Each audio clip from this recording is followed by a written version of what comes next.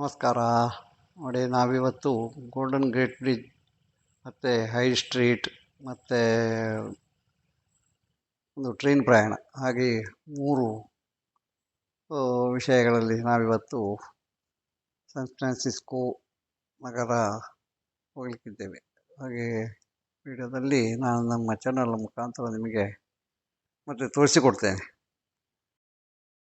ನಮ್ಮ ಇಲ್ಲಿಂದ ಪ್ರಯಾಣವನ್ನು ನಾವು ಪ್ರಾರಂಭ ಮಾಡಿದೆವು.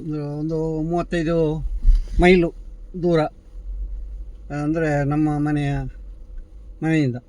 ಹಾಗೆ ಇಲ್ಲಿಂದ ಹೆಚ್ಚು ಕಡಿಮೆ ಒಂದು ಅರ್ಧ ಗಂಟೆ ಪ್ರಯಾಣ.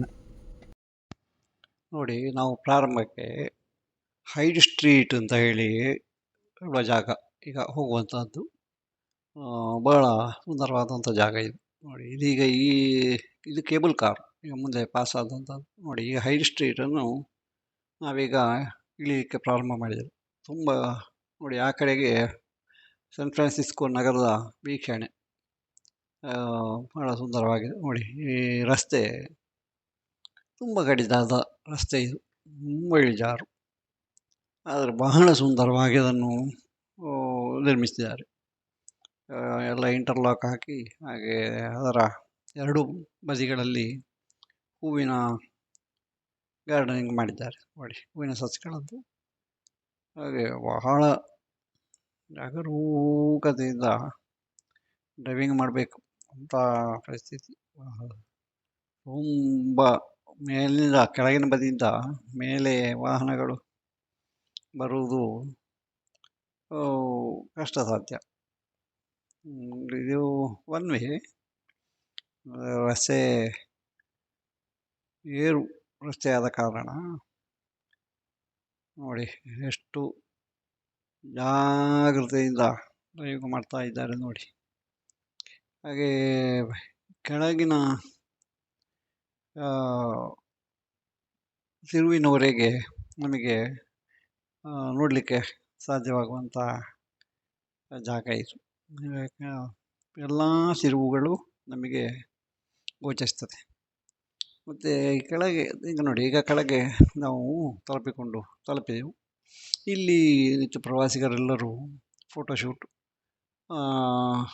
ಮಾಡಿಕೊಂಡು ಇದರ ಒಂದು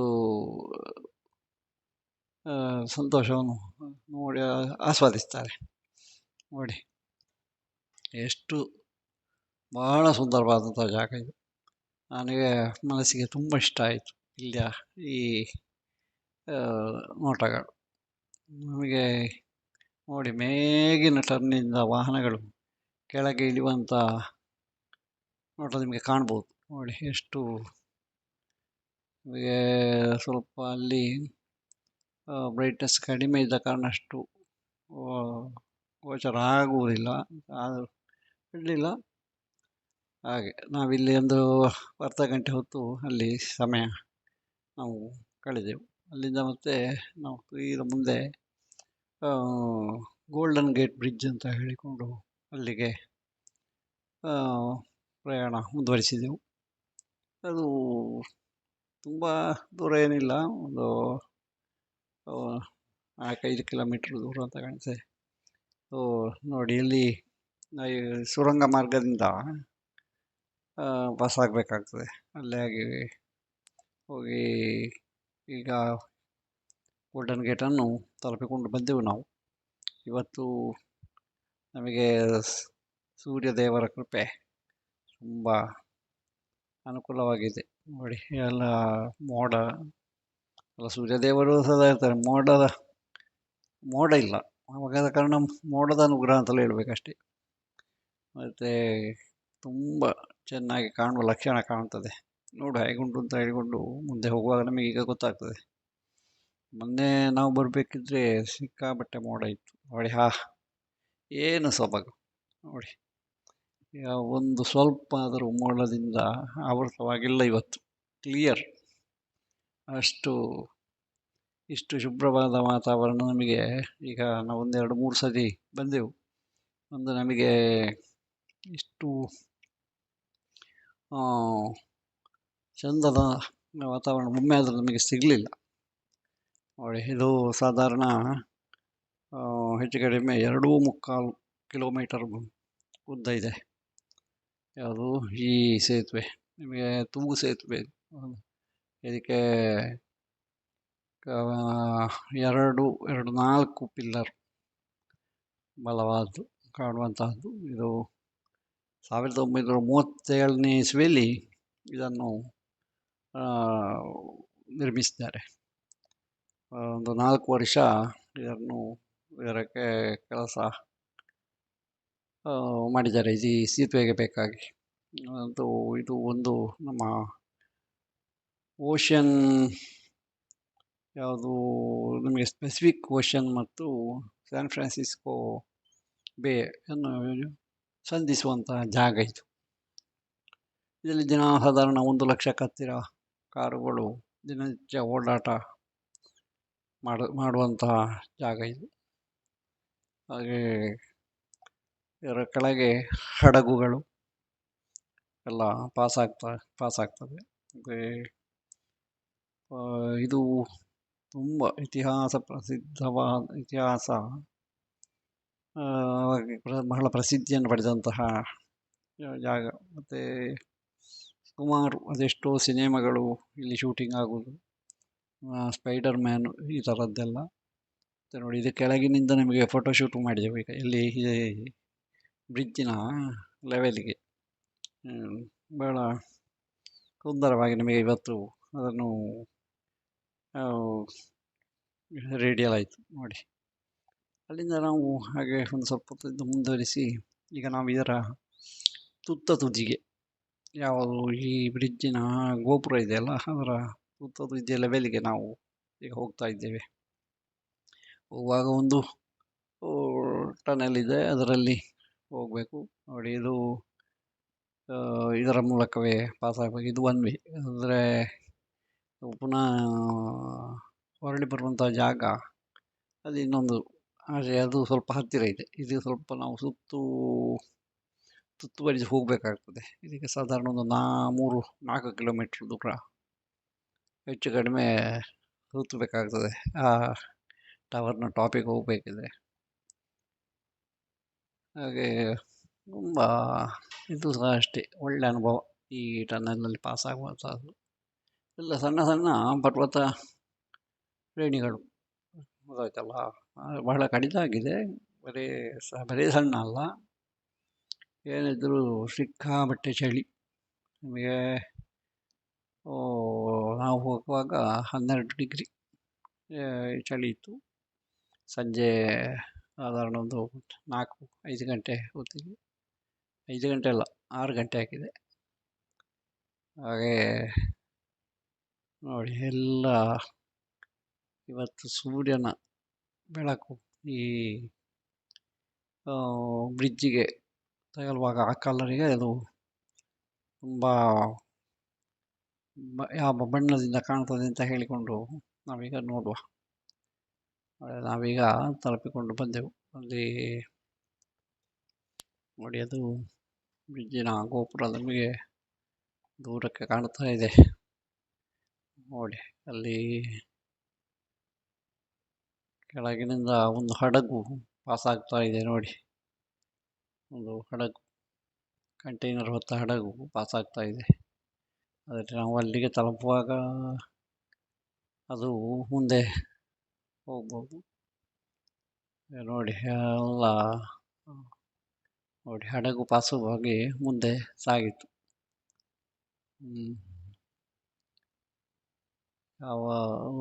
ನೋಡಿ, ಇಲ್ಲಿಂದ ಇನ್ನೂ ಟವರು ಮತ್ತು ಎತ್ತರ ಇದೆ.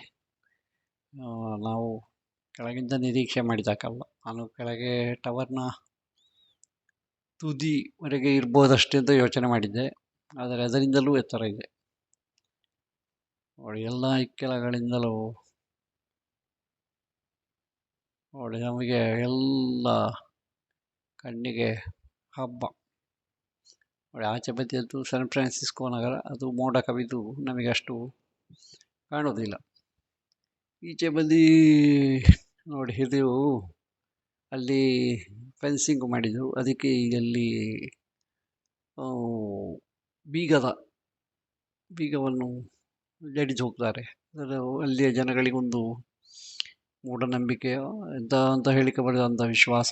ಒಂದು ಲವ್ ಬ್ರೇಕಪ್ ಆಗುವುದಿಲ್ಲ ಅಂತ ಹೇಳುವಂತಹ ಒಂದು ಇದು ಅಂತ ಕೆಲವೊಂದಷ್ಟು ಮಂದಿ ಹೇಳಿದರು.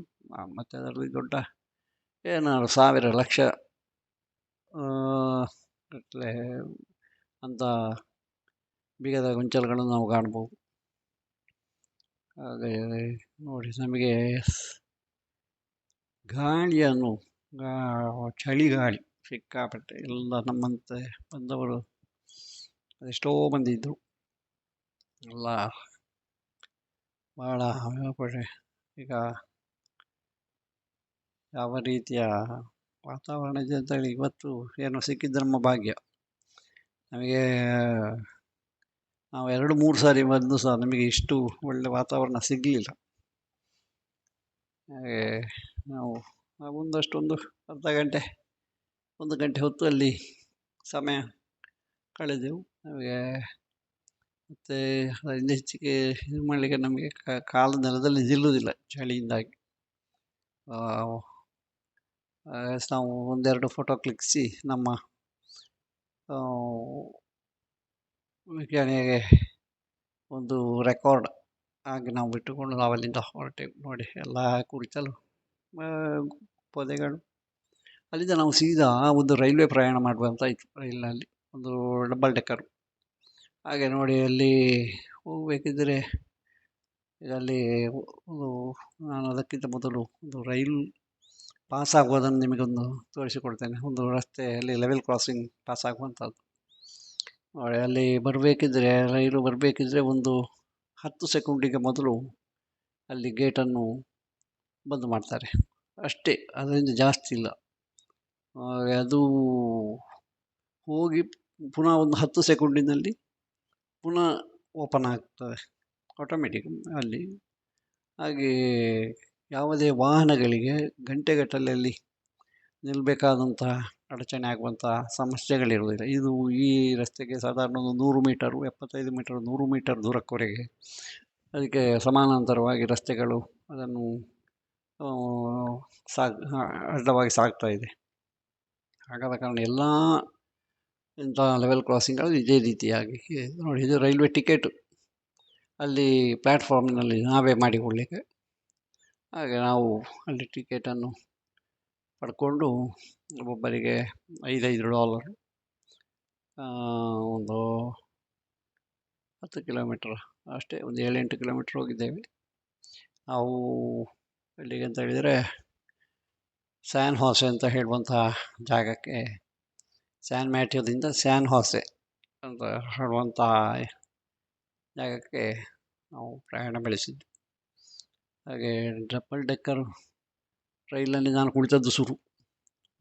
ಇದು ನಮ್ಮ ಇಲ್ಲಿಗೆ ಭಾರತದಲ್ಲಿ ಎಲ್ಲಿದೆ ಅಂತ ನನಗೆ ಪೂರ್ಣ ಅನುಭವ ಗೊತ್ತಿಲ್ಲ.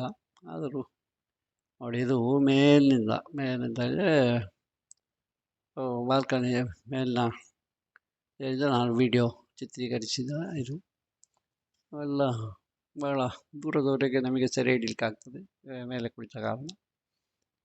ಹಾಗೆ ನಮಗೆ ಭಾಳ ಖಾಲಿತ್ತು ರೈಲಲ್ಲಿ, ದೊಡ್ಡ ರಶ್ ಏನಿರಲಿಲ್ಲ. ಹಾಗೆ ನಾವೊಂದು 4-5 ಮಂದಿ ಅಷ್ಟೇ ಇದ್ದೆವು. ಆದ ಕಾರಣ ಸೀಟುಗಳೆಲ್ಲ, ರೈಲು ಸೀಟುಗಳೆಲ್ಲ ಭಾಳ ಚೆನ್ನಾಗಿತ್ತು, ಗೊತ್ತಾಯ್ತಲ್ಲ, ಒಳ್ಳೆ ಲಕ್ಸುರಿಯಾಗಿತ್ತು. ಮತ್ತು ಭಾಳ ಯಾವುದೇ ನಮ್ಮ ಇಲ್ಲಿಯ ರೈಲಿನಾಗೆ ಟಕ್ ಟಕ್ ಸೌಂಡ್ ಏನಿಲ್ಲ. ಭಾಳ ನಮ್ಮ ಎಲೆಕ್ಟ್ರಿಕ್ ವೆಹಿಕಲ್ ಹೋದಾಗೆ ಭಾಳ ಸೈಲೆಂಟಾಗಿ ಸಾಗ್ತಾಯಿತ್ತು. ಅದೊಂದು ಭಾಳ ಖುಷಿಯಾಯಿತು ನನಗೆ, ಒಂದು ಒಳ್ಳೆಯ ಅನುಭವ ಅದು. ಯಾವುದೇ ಆಚೆ ಈಚೆ ತೊಳೆದಾಡಿದಾಗುವುದಾಗಲಿ ಸೌಂಡ್ಗಳಾಗಲಿ ಏನಿಲ್ಲ. ಮತ್ತು ನೋಡಿ, ಅಲ್ಲಿಯ ಈ ರೈಲ್ವೆ ಟ್ರ್ಯಾಕನ್ನು ಸಹ ನಾನು ಸ್ವಲ್ಪ ಯಾವ ಕಾರಣಕ್ಕಾಗಿ ಇದು ಸೌಂಡ್ ಇಲ್ಲ ಅಂತ ಹೇಳಿಕೊಂಡು ನಾನು ನೋಡುವಾಗ ಅದರಲ್ಲಿ ಯಾವುದೇ ಹಳಿಯನ್ನು ಜಾಯಿಂಟ್ ಮಾಡಿದ ಜಾಗದ ಗುರುತುಗಳು ನಮಗೆ ಕಾಣಲಿಕ್ಕೆ ಸಿಗುವುದಿಲ್ಲ. ಎಲ್ಲ ಸಂಪೂರ್ಣ ಅದು ವೆಲ್ಡಿಂಗ್ ಅಂತ ಕಾಣ್ತದೆ. ಮತ್ತು ತುಂಬ ಹೈಟ್ ಸಹ ಕಾಣ್ತದೆ. ಅದು ಒಳ್ಳೆ ಫಾಸ್ಟ್ ಇರ್ತದೆ ಗಾಡಿ, ಇದು ಟ್ರೈನ್ ಅಂತ. ಅದಕ್ಕೆ ಸರಿಯಾಗಿ ಅದನ್ನು ಅಳವಡಿಸಿದ್ದಾರೋ ಅಂತ ಕಾಣ್ತದೆ. ಏನೇ ಆಗಲಿ ತುಂಬ ಒಳ್ಳೆ ಅನುಭವ ಸಿಕ್ಕಿತು ನನಗೆ ಈ ಟ್ರೈನ್ ಜರ್ನಿ. ನೋಡಿ ಇದು ನೋಡಿ ಕೂಡಲೇ ಕ್ವಿಕ್ ಫಾಸ್ಟ್ ತೆಗೆದು ಆಯ್ತದೆ. ಹಾಗೆ ಇದೊಂದು ನನಗೆ ನಿಮ್ಮೊಡನೆ ಹಂಚಿಕೊಳ್ಳಲಿಕ್ಕೆ ನನಗೆ ತುಂಬ ಸಂತೋಷ ಆಗ್ತದೆ. ಅಲ್ಲಿಂದ ನಾವು ನೋಡಿ ನಮ್ಮ ಮುಗಿಸಿಕೊಂಡು ನಮ್ಮ ಮನೆಗೆ ನಾವು ಹೊರಡಿ ಬಂದೆವು. ಹಾಗೆ ನನ್ನ ಈ ವಿಡಿಯೋಗಳೆಲ್ಲ ನಿಮಗೆ ತುಂಬ ಇಷ್ಟ ಆಯಿತು ಅಂತ ಆದರೆ ನೀವು ಇದನ್ನು ಲೈಕ್ ಮಾಡಿ ನನ್ನ ಈ ಚಾನಲ್ ಸಬ್ಸ್ಕ್ರೈಬ್ ಮಾಡಿಕೊಳ್ಳಬೇಕಾಗಿ ನಾನು ನಿಮ್ಮ ಹತ್ತಿರ ಕೇಳಿಕೊಳ್ತೇನೆ. ನಮಸ್ಕಾರ. ಹಾಗೆ ಇನ್ನು ಮುಂದಿನ ವಿಡಿಯೋದಲ್ಲಿ ನಾನು ನಿಮ್ಮನ್ನು ಭೇಟಿಯಾಗೋಣ.